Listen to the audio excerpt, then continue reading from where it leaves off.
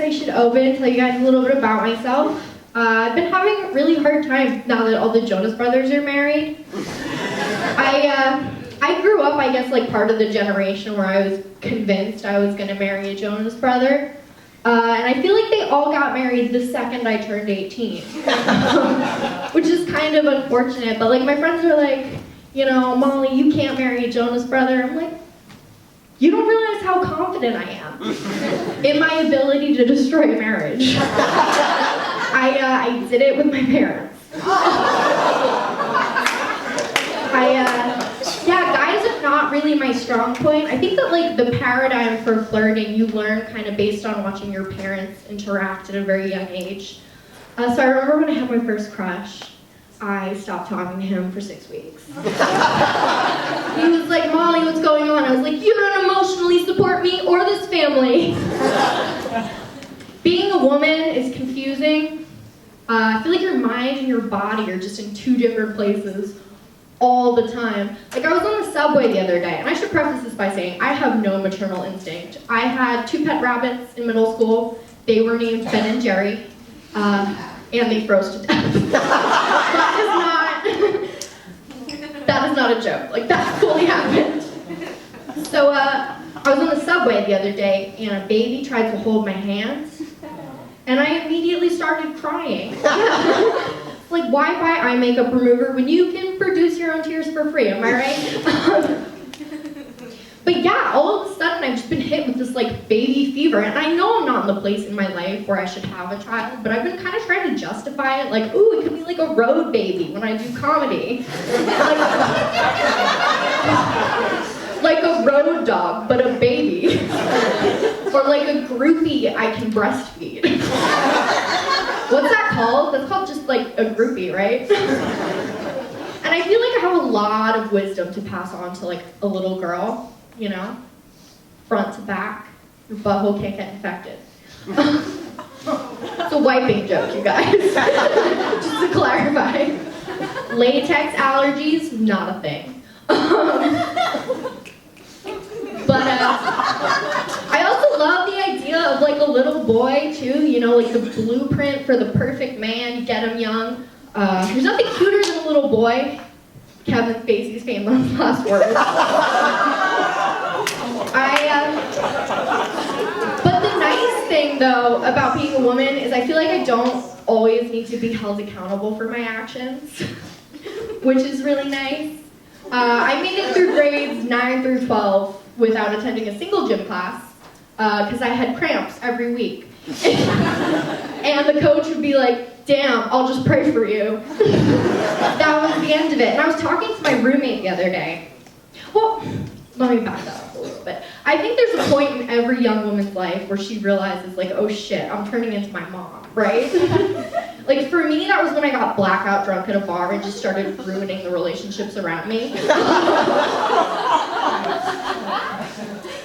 But I was telling my roommate about this, and she was like, Molly, don't you know you're a girl? Like, you can get sloppy drunk, and there are no consequences. Just say you got roofied. And I was like, holy shit, you're not wrong. Is there a way I can still be a victim in this situation? Guys, it's okay, don't worry. We're gonna go a little further, but everybody buckle in. Let's see what else I got. I lost my virginity the old-fashioned way, in a Prius. To the kind of guy who wore dog tags from like a mall vending machine. Yeah, and the Prius had like the name of his dad's construction company on the side. It was like, he was like a childhood crush, so it was kind of like a blast from the past all over my chest. Anybody else sleep with men's deodorant so it smells like you're not alone? That's a joke, guys. Chill. I remember when I went to prom in 10th grade, I got asked to prom. That was a really big deal. And the guy said to me, he was like, I have a huge crush on your friend, but she has a boyfriend, so will you go with me? And I was like, I'm your second choice? Out of everyone in the whole school, of course. And so I went with him. He wound up shooting up in the bathroom. He really liked to treat his body the way white guys treat temples, you know, shooting them up constantly. All right, lost you guys a little bit there. Where are my ladies at? Or anybody, really. This joke applies to everyone. Raise a hand. How many of you have ever fucked a SoundCloud rapper?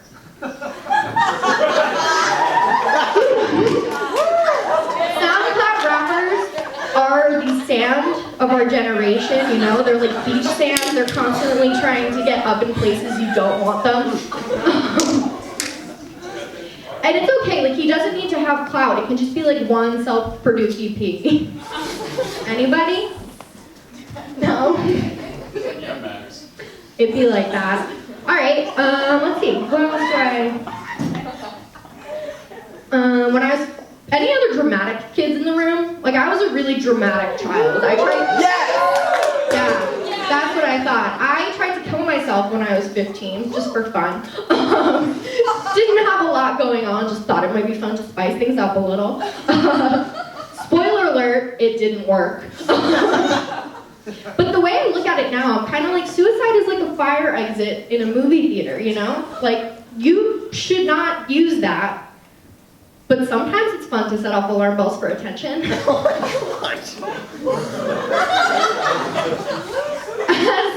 I was getting like checked into the mental hospital, I remember this guy was telling me, he was like, so what do you want to do when you grow up? And I was like, oh, I want to be a comic. He was the first guy that I ever told, you know, I want to be a comic. And he said, tell me a joke. And mind you, he was going through my bags looking for sharp items. And I had just tried to kill myself, so I wasn't feeling too jocular. And I said, sorry man, I don't have one right now. And he said, well then don't count on it. I'm like, listen, I'm not a doctor. I'm not claiming to be a doctor.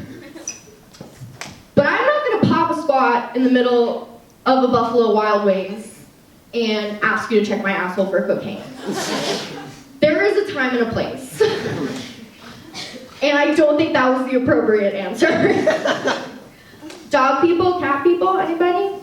Yes. I'm a cat person, yeah, I know, that never surprises anyone. I love cats. Wait. Alright, I can close on this joke, but I'm kind of scared you guys, I'm gonna lose you guys. Should I do it? Alright, this joke has a buzzword, but just pay attention. We live in this world, I think now, where animal rights have taken precedent over the rights of human women, which is kind of deplorable. The more I think about it, I'm like, just keep that fact in mind. I'm going to take you guys on a journey through the cat's reproductive system. Cat penises, they're spiked. Everybody know about that? How that works? They got spikes, and when you hear cats fighting, that's typically cats mating. So when all of this Me Too stuff started happening, yeah, I know. I heard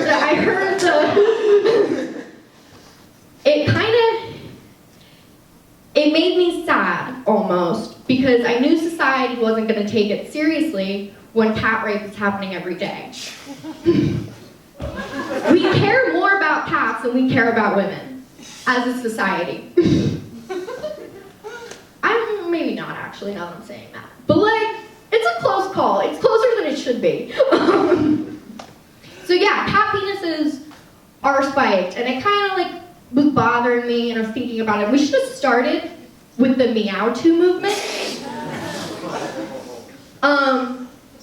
Because I think that the general public would have been ready for it if we had kind of like diluted it a little bit more. And you know, like the reasoning is all the same. The arguments against the Me Too movement and the Meow Too movement are basically the same. If the pussy's too good. Thank you guys, you've been awesome.